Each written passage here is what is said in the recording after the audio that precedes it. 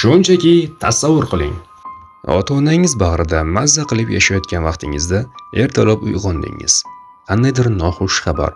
Atrofdagilar sizga to'planib mahzun qarayapti. Ba'zilar esa yig'layapti. Nima bo'lganini siz tushunmadingiz.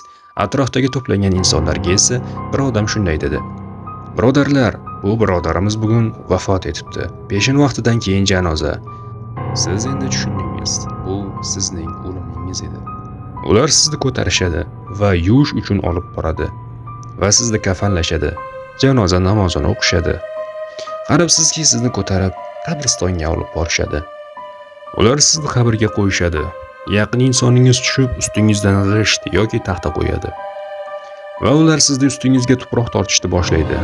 Tuproq va qadam tovushlarini siz eshitib yotasiz. Bora-bora qadam tovushlari va tuproq ovozlari sekin yo'qola boshlaydi.